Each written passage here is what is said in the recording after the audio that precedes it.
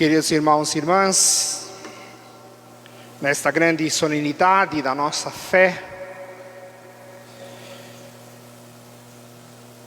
convocados por Deus nesta Assembleia, em nome de Cristo, movidos e conduzidos pelo Espírito Senhor que habita em nós, somos convidados a mergulhar neste mistério da santidade de Deus. Mas antes de entrar propriamente nos textos da palavra que acabamos de ouvir, eu gostaria de fazer uma breve introdução para compreendermos as solenidades e as festas que nós iniciamos hoje e que concluiremos com a solenidade de Cristo Rei, Senhor do Universo, no último domingo de novembro. É preciso compreender a conexão, a relação direta que existe nas festas e solenidades que a Igreja nos oferece de poder participarmos. Celebrar todos os santos, como estamos fazendo hoje, abrindo o mês de novembro, tem uma relação grande com a solenidade, com a festa de amanhã, que é dos fiéis defuntos, e que são coroadas com a festa e a solenidade de Cristo Rei do Universo no último domingo de novembro. E por quê? Bom, primeiro porque a nossa fé é única. A nossa fé é uma unidade. Nós não cremos em coisas separadas, dispersas. Sim, uma coisa não tem nada a ver com a outra. A nossa profissão de fé tem uma unidade, tem uma coesão, tem um sentido no seu conjunto. E é claro que reconhecer que Deus é santo e reconhecer que homens e mulheres ao longo de 21 séculos do cristianismo e também ainda na aliança antiga do judaísmo, ao viverem esta comunhão com Deus, se santificam. E esta é a meta da nossa vida. E quando nós rezamos então esta solenidade de hoje, temos comunhão com todos os que nos precederam no caminho cristão e que na vivência humilde, mais determinada do Evangelho, se tornaram exemplos da santidade divina entre nós. Esse é o primeiro ponto. O segundo é que a liturgia da palavra nos convida a viver nesta peregrinação que nós estamos realizando, né? Com um norte bem claro, que nós somos amados por aquele Deus que é santo. E na festa de amanhã, de finados, nós vamos recordar aqueles que já partiram, mas que se encontram num estado de purificação, que na nossa fé católica se chama purgatório, para então terem acesso à comunhão definitiva com Deus. Então, encontramos a igreja triunfante já santificada, a igreja militante que somos nós, que no cotidiano da nossa vida nos esforçamos pela graça de Deus a viver o Evangelho, e também a igreja que está neste processo de purificação para então contemplar de forma definitiva e total a face de Deus. E tudo isso converge e tem o seu sentido na solenidade do último domingo de novembro, que é a festa de Cristo Rei do Universo. Porque quando nós renovamos a nossa fé em que Cristo é o Senhor da história e que Cristo é o Senhor da humanidade e de toda a criação, Ele é Senhor da igreja e da humanidade, então todos nós dependemos de Cristo como Rei e Senhor. Seja a igreja gloriosa que celebramos hoje, os santos e santas, seja a igreja que vive no estado de purificação, que celebraremos amanhã, e a nossa própria experiência de vida cristã, que nós celebramos todos os dias. Nesta comunhão da igreja militante, da igreja triunfante e da igreja que se purifica, nós nos encontramos em Cristo. Porque os que foram santificados, se santificaram em Cristo pela força do Espírito. Os que se purificam em Cristo na força do Espírito. E nós que somos peregrinos neste mundo, vivemos nosso discipulado e nosso seguimento de Cristo, justamente enraizados no Evangelho do Senhor, impulsionados pelo Espírito de Deus. Concluindo esta introdução, tomemos a palavra que ouvimos. A primeira leitura nos recorda que a santidade pertence a Deus. E que tanto das tribos de Israel como de todos os povos e nações, há homens e mulheres que se deixam alcançar e aceitam esta graça divina, e que neste processo de acolher a graça divina e se deixar transformar pela sua palavra, numa vivência coerente e também crescente e progressiva do Evangelho, participam da santidade de Deus. No entanto, o livro do Apocalipse nos recorda ainda que o louvor, a glória, a sabedoria, a ação de graças, a honra, o poder e a força pertencem ao nosso Deus. Por isso, nós somos chamados hoje a lavar nossas vestes no sangue do Cordeiro, que é justamente a resposta que João recebe do ancião quando pergunta: de onde vieram todos estes que servem o trono de Deus? E o ancião responde: eles vieram da grande tribulação e lavaram e alvejaram as suas vestes no sangue do Cordeiro. É um paradoxo.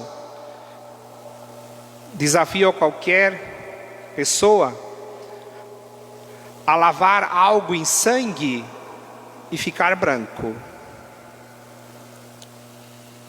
É impossível. No entanto, o sangue de Cristo tem a força, e o sangue de Cristo é o mistério de Cristo, a sua vida, a sua paixão, sua morte e ressurreição, tem a força de conceder ao ser humano esta participação na vida divina.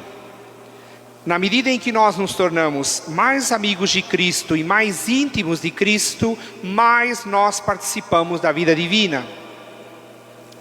E mais refletimos aquilo que Deus é. Portanto, a festa de todos os santos é também para nós uma esperança que nos enche de alegria, porque também nós temos a possibilidade de lavar e alvejar nossas vestes no sangue do Cordeiro.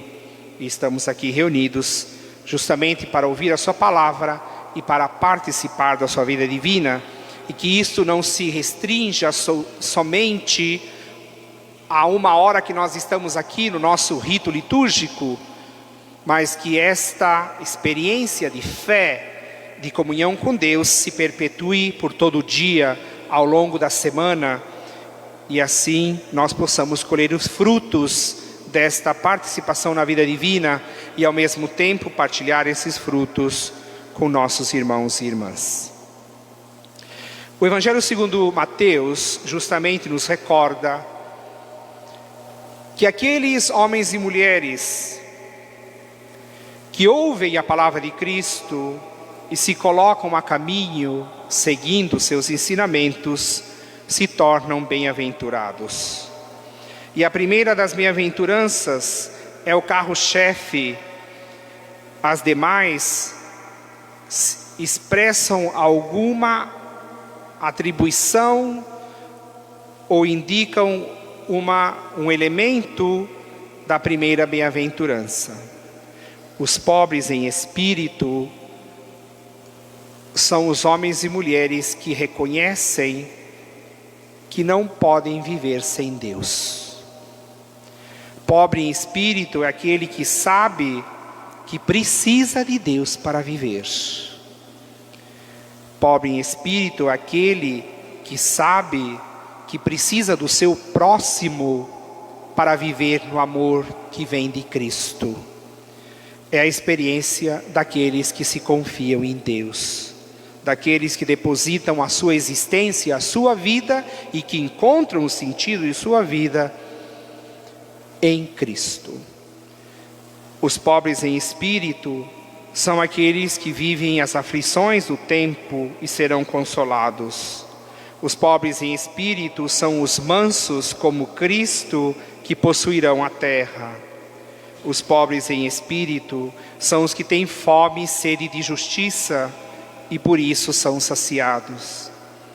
Os pobres em espírito são os misericordiosos, que são conscientes que recebem do Senhor a misericórdia e que por isso a oferecem aos seus irmãos. Os pobres em espírito são os puros de coração, que não é tanto a pureza ritual, mas é a retidão daquele que reconhece o amor de Deus na sua vida. Bem-aventurados são os pobres em espírito, porque também promovem a paz, são pacíficos. E é muito interessante esta bem-aventurança, porque os pacíficos serão chamados filhos de Deus. E hoje a gente vive um mundo tão violento na linguagem, nos gestos, na indiferença. Nós vivemos, infelizmente, inclusive, para nossa tragédia, pessoas que com o terço na mão acabam de rezar uma Ave Maria e insultam o próximo. Acabam de rezar um terço e desejam vingança. Acabam de rezar a Ave Maria e pedem que os inimigos sejam eliminados. Não tem sentido nenhum esse tipo de postura, muito menos de um discípulo de Cristo. Mas infelizmente é o que estamos vivendo. Pessoas que com o terço na mão promovem o armamento e a violência. A Escritura nos diz: os que promovem a paz serão chamados filhos de Deus. Os pobres em espírito são aqueles que são perseguidos por causa da justiça e por causa de Cristo. Mas o texto termina afirmando: alegrai-vos e exultai, porque a vossa recompensa é grande nos céus. E a recompensa, queridos irmãos, queridas irmãs, começa aqui, no nosso cotidiano, no dia a dia. Porque quem mais é recompensado do que aquele que vive no seu dia a dia a comunhão com o Senhor? Não existe maior alegria do que estar enraizado em Cristo, do que pertencer a Ele. Não existe maior alegria do que compreender que o Evangelho de Jesus é um caminho de vida, de libertação e de salvação, e que não há outro caminho possível para aqueles que amam a Deus e que desejam amar o próximo como Jesus nos amou. Portanto, queridos irmãos, se compreendermos a força desta palavra, então nós poderemos cantar como o salmista: sim, esta é a geração dos que procuram o Senhor. Esta é a geração dos homens e mulheres que, conscientes de sua fragilidade e da sua impossibilidade de agradar a Deus por próprias forças, confiam na graça, confiam na misericórdia e confiam no amor divino. E é justamente este amor divino que transforma a nossa mente e o nosso coração. No entanto, se nós tomamos a vida dos santos e santas, que são tão belos testemunhos, e cada um, em geral, tem o seu santo de devoção, e isso é bom que seja assim, né? Lembrando que a devoção ao santo não é só fazer a oração do dia ou da novena do santo ou da santa, mas a devoção autêntica e verdadeira é aquela que conhece a vida do santo e que aprende com a vida dele a amar o Senhor. Esta é a autêntica devoção que a Igreja tanto promove na sua fé desde 21 séculos. Os santos nos ensinam a viver o Evangelho. Eles não são apenas aqueles que intercedem por nós diante de Cristo, mas eles nos ajudam a viver o Evangelho a cada dia. E isto é razão de nossa alegria. Pois bem, queridos irmãos e irmãs, contemplando esta santidade de Deus, nós podemos render graças a Deus, bendizer a Deus, porque sem merecimento de nossa parte, nós fomos alcançados pela sua misericórdia. E assim podemos nos enriquecer mutuamente, oferecendo uns aos outros os dons que Deus semeou na nossa vida, e assim crescermos juntos. Se nós tomamos então o exemplo dos santos, nós vamos ver que a santidade não é mágica, né? Tem muita gente que acha que religião é mágica, né?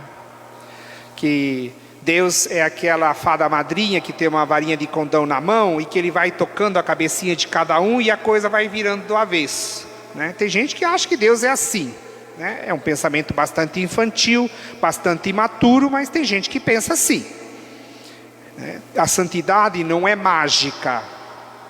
A santidade é um encontro da graça divina que é oferecida por Deus e da vontade humana, da decisão pessoal de cada um e de cada uma a colaborar com esta graça. Isso não é mágica, isso é uma decisão de vida, isso é uma escolha de vida que se renova a cada dia.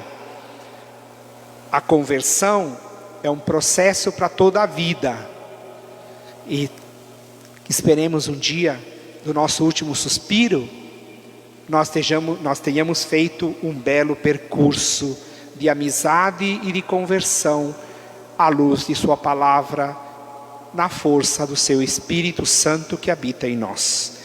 Que os santos intercedam por nós e que nós desejemos ardentemente fazer este percurso para que o Senhor realize sua obra de salvação em cada um de nós, em nossas famílias, em nossas comunidades cristãs, na igreja e na humanidade. Louvado seja nosso Senhor Jesus Cristo.